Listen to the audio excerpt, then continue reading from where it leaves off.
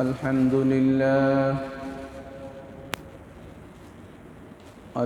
لله رب العالمين،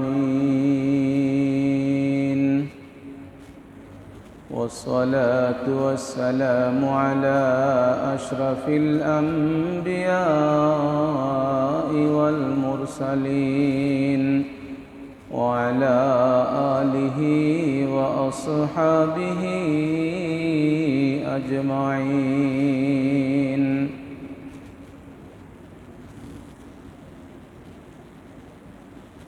قال الله تبارك وتعالى في كلامه المجيد: أعوذ بالله من الشيطان الرجيم.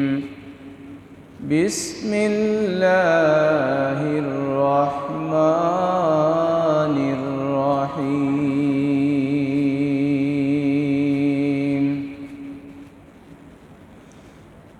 رب هب لي من الصالحين. فبشرناه بغلام حليم. فلما بلغ معه السعي قال يا بني إني أرى في المنام أني أذبحك فانظر ماذا ترى. قال يا أبت افعل ما تؤمر، ستجدني إن شاء الله من الصابرين.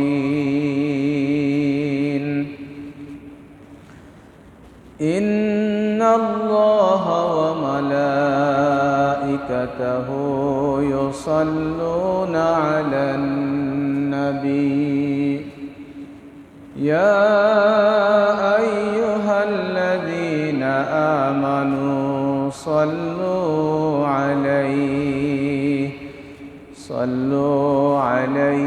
وسلموا تسليما. بلغ العلا بكماله، كشف الدجى بجماله، حسنت جميع خصاله. صلوا عليه وآله. بلغ العلا بكماله، كشف الدجى بجماله، حسنت جميع خصاله. صلوا عليه وآله. هو الحبيب الذي ترجى شفاعته لكل هول من الأهوال مقتحم.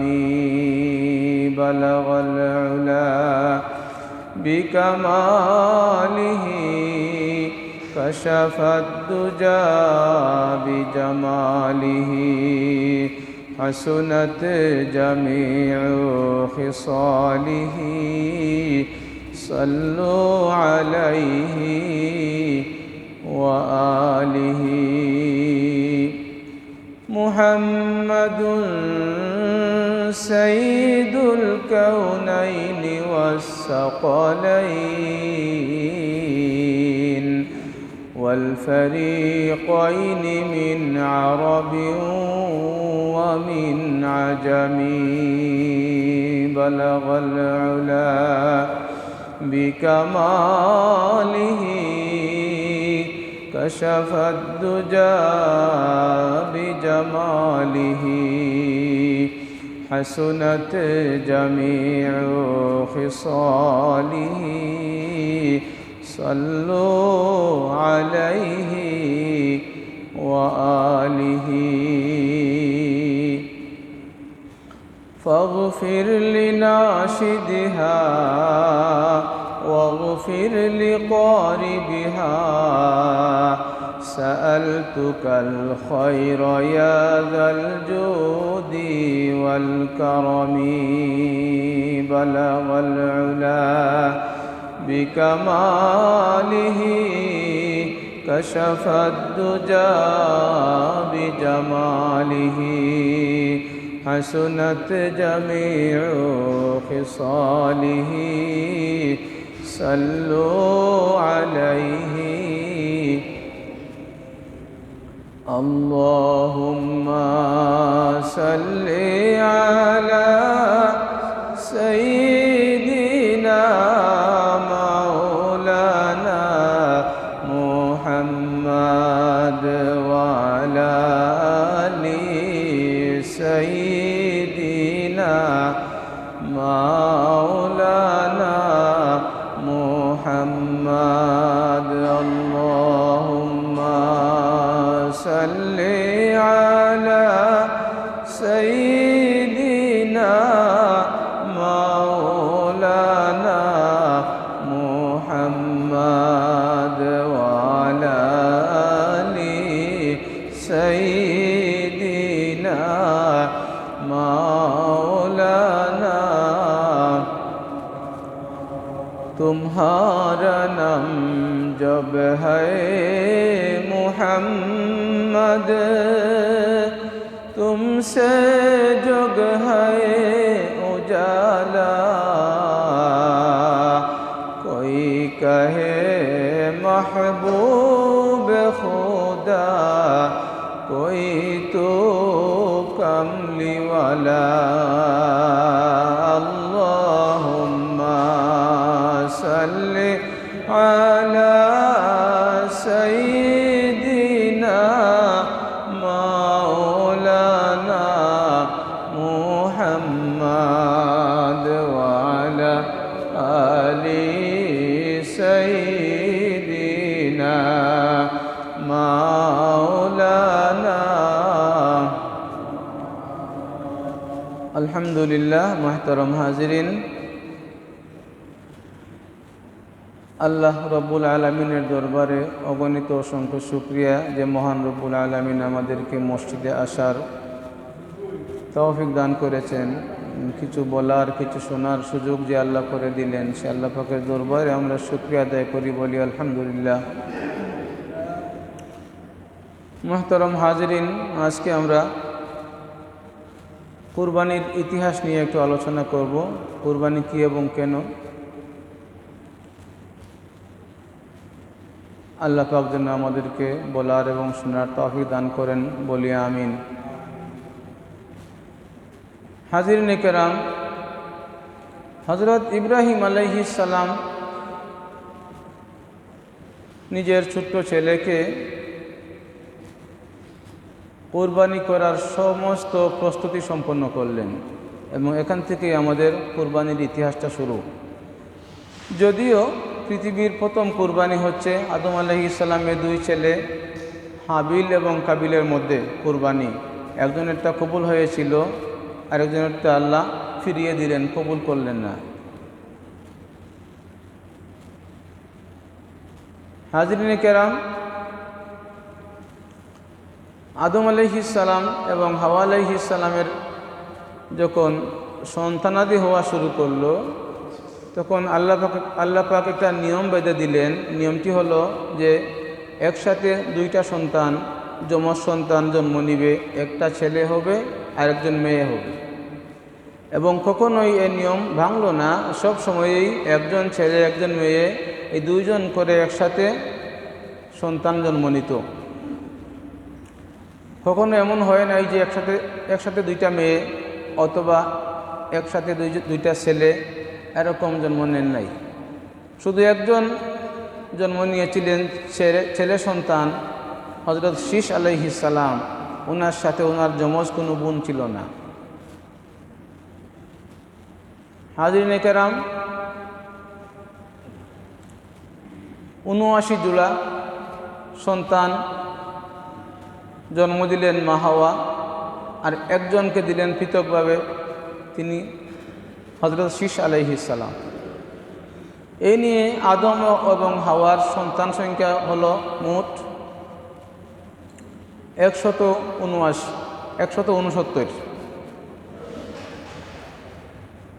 পৃথিবীর প্রথম মানব বসতি, পৃথিবীর প্রথম পরিবার আদম এবং হাওয়া থেকে শুরু।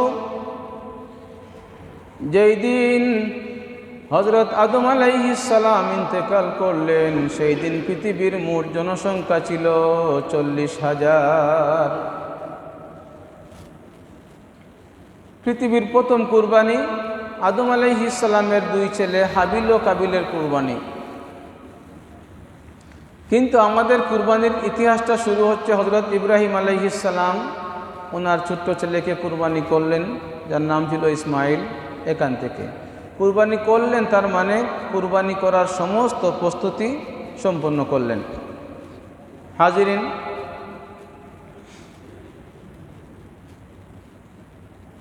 নবীদের স্বপ্ন ওহী।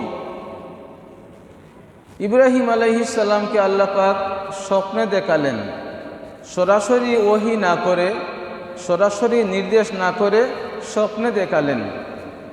তার মধ্যে একটা মাহাত্ম্য হচ্ছে এই যে যদি সরাসরি বলতেন যে ছেলেকে কুরবানি করো, তাহলে ছেলেকে কুরবানি না করা পর্যন্ত কুরবানি হতো না। কুরবানি কখন হয়? কুরবানি পশু ক্রয় করলে তো কুরবানি হয় না। কুরবানি ফাইনাল কুরবানি হয় তখন যখন কুরবানির পশুর গলা কেটে আল্লাহর নাম উচ্চারণ করে তার গলা কেটে রক্ত প্রবাহিত করা হয়, তখন এইটা হচ্ছে কুরবানি। এর আগ পর্যন্ত কুরবানি নয়। যদি আল্লাহ পাক ইব্রাহিম আলাইহিস সালাতু ওয়াস সালামকে স্বপ্নে না দেখাইয়া সরাসরি ওহী করতেন, ইব্রাহিম আলাইহিস সালামের জন্য পুত্র ইসমাইলকে কুরবানি করাই লাগতো। আল্লাহ পাক স্বপ্নে দেখালেন, ও ইব্রাহিম, তোমার ছেলেকে কুরবানি করো। ইব্রাহিম আলাইহিস সালাম স্বপ্নে দেখলেন ছেলে ইসমাইলকে কুরবানি করার জন্য সব প্রস্তুতি সম্পন্ন করেছেন, মাটির মধ্যে শুয়াইছেন, গলার মধ্যে চাকু লাগাইছেন, এই পর্যন্ত জবাই করেছেন। রক্ত বের হয়েছে তা নয়, শুধু গলার মধ্যে চাকু লাগাইছেন, এই পর্যন্ত স্বপ্নে দেখছেন।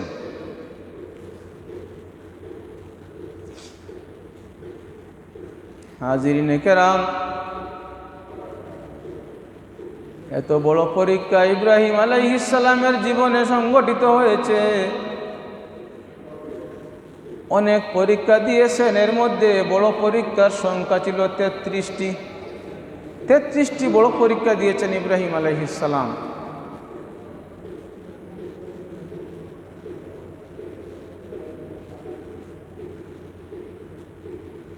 হযরত ইসমাইল আলাইহিস সালামের জন্মের সময়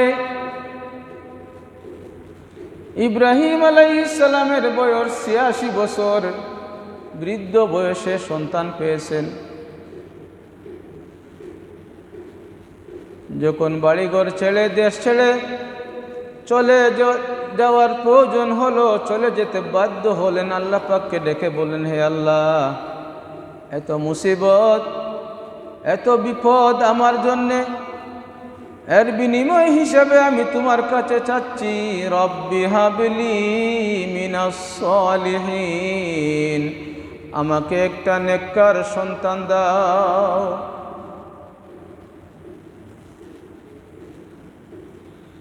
আল্লাহ পাক দোয়া কবুল করলেন আর সুসংবাদ দিলেন, ইব্রাহিম, তোমার দোয়া আমি কবুল করলাম। ফাবাশশারনাহু বিগুলামিন হালিম, একটা ধৈর্যশীল সন্তান তোমাকে দেব, আমি তোমাকে আগেই এই সুসংবাদ দান করলাম।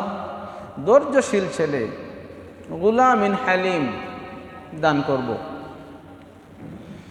ইব্রাহিম আলাইহিস সালাম স্বপ্নে দেখলেন ছেলেকে আল্লাহর নামে কুরবানি করার জন্য সব প্রস্তুতি সম্পন্ন করেছেন। ছেলেটাকে মাটির মধ্যে শুয়াইছেন,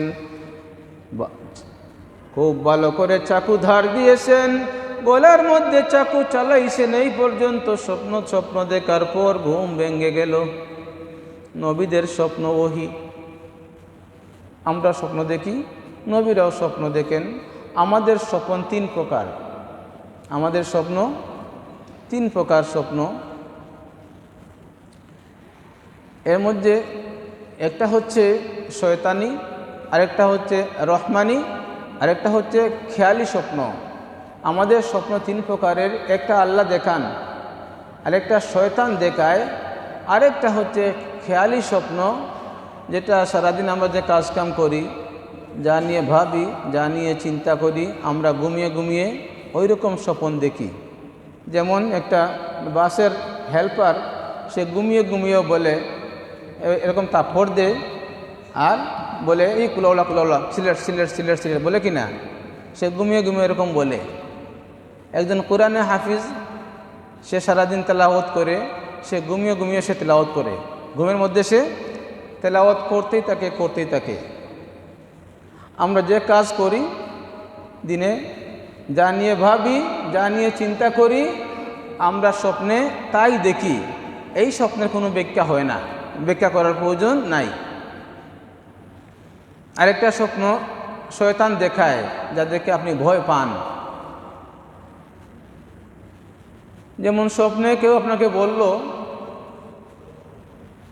একজনকে দেখিয়ে বা আপনার সাথে কারো ঝামেলা হচ্ছে তার ছবি দেখিয়ে এসে বলল ঝামেলা মিটে যাবে রাতের অন্ধকারে, এই তিন রাস্তার মূলে দাঁড়িয়ে থাকবে একটা অস্ত্র নিয়ে, সে মসজিদ থেকে ওইদিকে আসবে আর একটা আঘাতে তার মাথা ফাটিয়ে দেবে, তাইলে ঝামেলা শেষ হয়ে যাবে। এই স্বপ্নটা কি স্বপ্ন? এটা শয়তানি স্বপ্ন। যাই হোক, ইব্রাহিম আলাইহিস সালাম নবী ছিলেন। নবীদের স্বপ্ন এক প্রকার। কয় প্রকার? নবীদের স্বপ্ন এক প্রকার, তা হচ্ছে সত্য স্বপ্ন। এটা আল্লাহ পাক দেখান। নবীদেরকে কোনো শয়তান স্বপ্ন দেখাতে পারে না। ইব্রাহিম আলাইহিস সালাম স্বপ্নে দেখলেন ছেলেকে কুরবানি করার জন্য সমস্ত প্রস্তুতি সম্পন্ন করেছেন। যে ছেলে পেয়েছেন ৮৬ বছর বয়সের বৃদ্ধ বয়সে,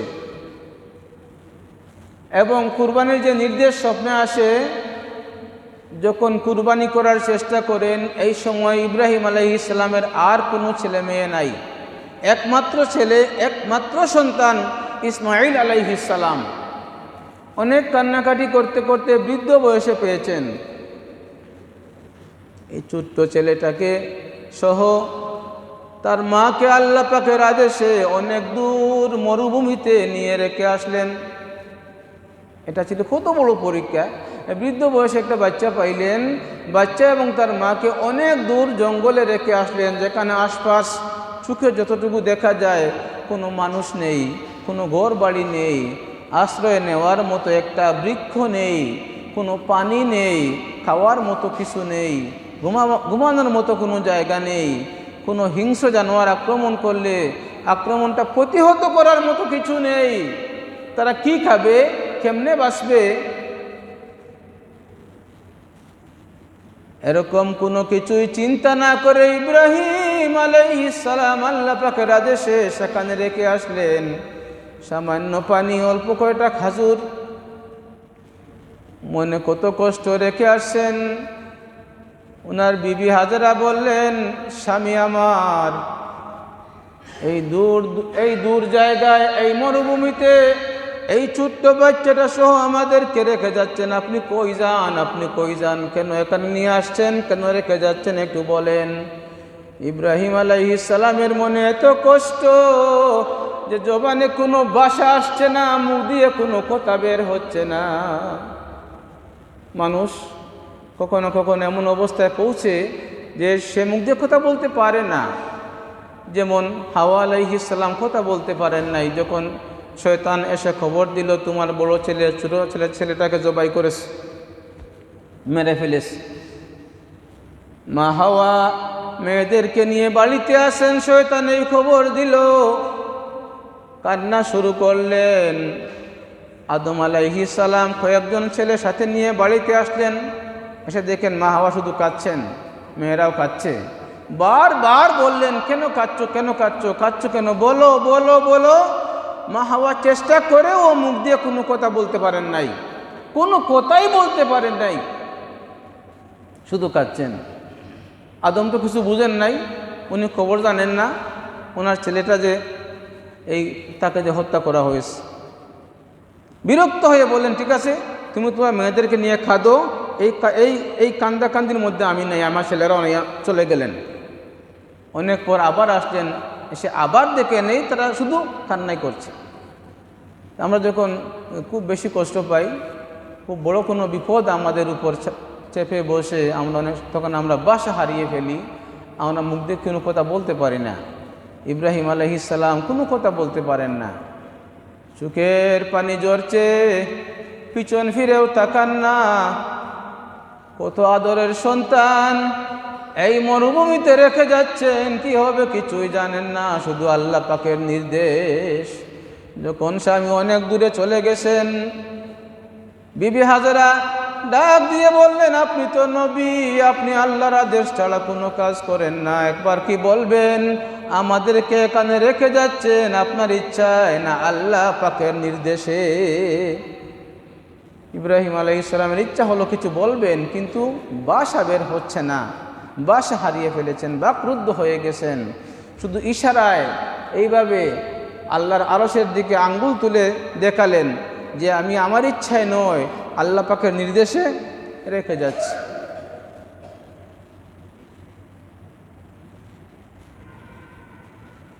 বিবি হাজেরা ছোট্ট বাচ্চাটাকে কত কষ্টে লালন পালন করলেন। ওই বাচ্চা যখন বড় হলেন, মুফাসসিরিনে কেরাম লিখেছেন বাচ্চার বয়স তখন ছিল 14 বছর। এই সংখ্যা নিয়ে মতভেদ রয়েছে, কেউ বলেছেন 13 বছর, কেউ 10 বছর, কেউ বলেছেন 7 বছর। অধিকাংশ মুফাসসিরিনে কেরাম লিখেছেন যে জবাই কুরবানির সময়, কুরবানির ঘটনার সময় ইসমাইল আলাইহিস সালামের বয়স ছিল 14 বছর। 14 বছরের একটা ছেলে, যার ঘরে তাকে, ওই ছেলেটাকে নিয়ে কত স্বপ্ন থাকে, এটা তাকে বড় হয়ে সে ডাক্তার হবে, না ইঞ্জিনিয়ার হবে, না হয় সে এই বড় কিছু হবে, সমাজে মাথা উঁচু করে দাঁড়াবে, মা বাবার মুখ উজ্জ্বল করবে, কত স্বপ্ন থাকে মা বাবার এরকম সন্তানটাকে নিয়ে। আল্লাহ পাক বলছেন, ফালাম্মা বালাগা মাআহুস সাইয়া, কুরআনুল কারীমে বয়সটা উল্লেখ নাই। ফালাম্মা বালাগা মাআহুস সাইয়া, যখন তার ওই বয়স হলো যে বয়সে বাবার সাথে চলাফেরা করতে পারে, বাবার সাথে কাজ কাম করতে পারে, বাবার কাজ কামে সে শরীক হতে পারে, সহযোগিতা করতে পারে, একা একা কোথাও যেতে আসতে পারে, ভয় পায় না, ওই বয়স।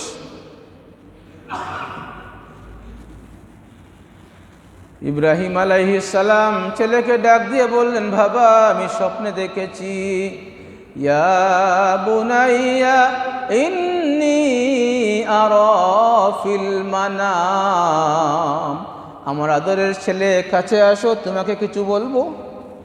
কাছে নিয়ে আসলেন, বললেন, বাবা আমি স্বপ্নে দেখেছি, ইন্নী আরা ফিল মানাম, নিশ্চয় আমি স্বপ্নে দেখেছি, আন্নী আযবাহুকা, তোমাকে জবাই করছি, ফানজুর মাজা তারা, তোমার অবস্থা কি, তুমি কি চাও, তুমি কি বলো, তোমার কি বক্তব্য আমাকে শোনাও। যেমন নবী হাজিরিনে কেরাম সামিনে আযম ইসমাঈল আলাইহিস সালাম ছেলে জবাব দিলেন,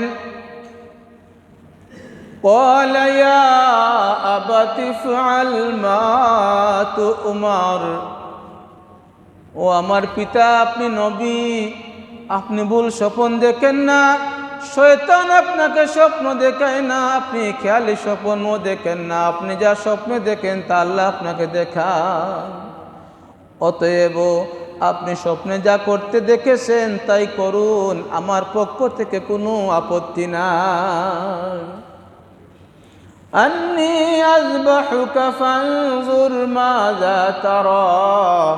যখন ছেলেকে বললেন আমি স্বপ্নে দেখেছি তোমাকে জবাই করতে আল্লাহর রাস্তায়, ছেলে জবাব দিলেন ইয়া আবাতি ফাআল মা তু'মার, ও আমার পিতা আপনি যেমন স্বপ্ন দেখেছেন তেমন বাস্তবায়ন করুন।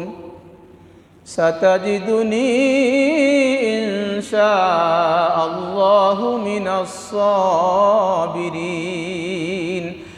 ইনশাআল্লাহ আমি আপনাকে ওয়াদা দিচ্ছি। এজন্য যদি আপনি কাউকে কোনো ওয়াদা দেন আগে ইনশাআল্লাহ বলতে হবে। ইনশাআল্লাহ বলা সুন্নত। কেউ আপনার কাছে চাইলো আগামীকাল তাকে কিছু টাকা দিবেন, ধার দিবেন, আপনি বলবেন ইনশাআল্লাহ দেব। কেউ দাওয়াত দিল আগামীকাল আমার বাড়িতে আপনার দাওয়াত, আপনি বলবেন ইনশাআল্লাহ আসবো। ছোট্ট ছেলে বললেন বাবা ইনশাআল্লাহু মিনাস সাবিরিন, আপনি আমাকে জবাই করার প্রস্তুতি নেন, কোনো সমস্যা হবে না, নিশ্চয় আপনি দেখবেন আমি সবর করে পড়ে রয়েছি। হাজিরিনে কেরাম, কুরবানির শিক্ষাটা কি? কুরবানির শিক্ষা হচ্ছে এই যে ইব্রাহিম আলাইহিস সালামের কত মায়ার সন্তান, যে সন্তান বৃদ্ধ বয়সে পেয়েছেন, ছোট্ট অবস্থায় মরুভূমিতে ফেলে এসেছেন, এই সন্তান বড় হয়েছে, আল্লাহ পাক বললেন কুরবানি করো। শুধু আল্লাহ পাককে রাজি খুশি করার জন্যে সকল মায়া মমতা ভবিষ্যৎ চিন্তা পরিকল্পনা সব কিছু বিসর্জন দিয়ে বললেন আল্লাহ আমি অবশ্যই সন্তান জবাই করব। ছেলে জানে আমার বাবা নবী ভুল স্বপ্ন দেখেন না, আল্লাহ চাইছেন আমি যেন জবাই হই, যেহেতু আল্লাহ চাইছেন আমি জবাই হই আমার কোনো আপত্তি নাই, ও আমার বাবা আপনি আমাকে জবাই করুন। যেহেতু আল্লাহ চাচ্ছেন আমি জবাই হই, আমাকে জবাই করুন, কোনো সমস্যা নাই। কুরবানিটা কি?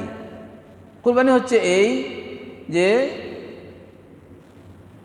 আল্লাহকে রাজি খুশি করার জন্য যখন যা করা প্রয়োজন, যখন যেই কাজ করা প্রয়োজন, যখন যেই কাজ পরিহার করা ছেড়ে দেওয়া প্রয়োজন ওটা করতে হবে, এর নাম হচ্ছে কুরবানি। আল্লাহ পাক বলছেন ছেলেকে কুরবানি করো, কুরবানি করেছেন মানে কুরবানির সব প্রস্তুতি সম্পন্ন করেছেন। আমরা কুরবানি করি, আল্লাহর নামে কুরবানি করি, সকল গোশত আমরা খাই। আল্লাহ পাক বলছেন লান ইয়ানালাল্লাহা লুহুমুহা ওয়ালা দিমাউহা ওয়ালাকিন ইয়ানালুহুত তাকওয়া মিনকুম। তোমরা কুরবানি করো, এই কুরবানির গোশত আমি আল্লাহ নেই না, আমার কাছে আসে না, পৌঁছায় না। এই কুরবানির পশুর রক্ত আমার কাছে আসে না, আমি নেই না, আমার কাছে আসে আমার প্রয়োজন, আমি নিয়ে থাকি তোমাদের নিয়ত, তোমাদের তাকওয়া। অর্থাৎ তুমি কুরবানি করছো, এটা তুমিই খাবা, তোমার ঘরেই থাকবে, তুমি এটা বন্টন করবা। আমি চাই তোমার নিয়তটাকে, তোমার তাকওয়াটা কি। হযরত উমর ইবনুল খাত্তাব উবাই ইবনে কাব রাদিয়াল্লাহু আনহুকে বললেন উবাই তুমি আমাকে বলো তাকওয়াটা কি। উবাই ইবনে কাব রাদিয়াল্লাহু আনহু বললেন আপনি কি কখনো এমন কোনো পাহাড় অতিক্রম করেছেন যেখানে শুধু কাঁটাদার বৃক্ষ? উমর ইবনুল খাত্তাব বলেন হ্যাঁ আমি অতিক্রম করেছি, পায়ে হেঁটে গেছি। কিভাবে গেলেন? খুব সাবধানে গেলাম যাতে কোনো কাঁটা আমার শরীরে না বিধে। উবাই ইবনে কাব রাদিয়াল্লাহু আনহু বলেন ও ভাই উমর, এই হচ্ছে তাকওয়া। এই সমস্ত পৃথিবীটা গুনাহের কাঁটাদার বৃক্ষে পরিপূর্ণ। ওই পৃথিবীতে যেখানে গুনাহের কাঁটাদার বৃক্ষে ভরা, ওই পৃথিবীতে এক প্রান্ত দিয়ে আপনি ঢুকেছেন, সারা জীবন হাঁটতে হাঁটতে অপর প্রান্ত দিয়ে বের হবেন। যদি আপনার গায়ে গুনাহের কোনো কাঁটা না বিধে আপনি জান্নাতে যাবেন, যদি গুনাহের কোনো কাঁটা আপনার শরীরে বিধে আপনি জাহান্নামে যাবেন। ওইভাবে জীবনটা কাটাতে হবে যাতে গুনাহের কোনো দাগ আপনার শরীরের মধ্যে না লাগে। এইটার নামই হচ্ছে তাকওয়া। আল্লাহ পাক বলছেন, লান ইয়ানালাল্লাহা লুহুমুহা ওয়ালা দিমাউহা ওয়ালাকিন ইয়ানালুহুত তাকওয়া মিনকুম। তোমাদের পশুর রক্ত গোশত আমি নেই না, আমার কাছে পৌঁছায় না, আমার কাছে পৌঁছায় তোমাদের তাকওয়া। ইব্রাহিম আলাইহিস সালাম আল্লাহর খুশির জন্যে, আল্লাহর সন্তুষ্টির জন্যে ছেলেকে কুরবানি করেছেন। আমরা কি করব? যে আল্লাহর খুশির জন্যে যত গুনাহের কাজের অভ্যাস আমাদের আছে তা পরিহার করব। আল্লাহ রাজি নয়, খুশি নয়, শরীয়ত সাপোর্ট করে না, এমন যত কাজ আমাদের মধ্যে আছে শুধু আল্লাহকে রাজি খুশি করার জন্যে সেই কাজ আমরা পরিহার করব। আর কুরবানির দিন কুরবানির চাকুর নিচে জীবনের সমস্ত অন্যায় অবিচার পাপাচার যা আমাদের আছে সব কিছু চাকুর নিচে রেখে কুরবানি করে আমরা প্রমাণ করব, হে আল্লাহ, তোমাকে রাজি খুশি করার জন্যে জীবনের সব আশা আকাঙ্ক্ষা কামনা বাসনা যা শরীয়ত সাপোর্ট করে না, এই কুরবানি করে আমি আজ থেকে ভালো মানুষ হয়ে গেলাম। এই হচ্ছে কুরবানির শিক্ষা। আল্লাহ পাক যেন আমাদের সকলকে তাকওয়া হাসিলের তৌফিক দান করে।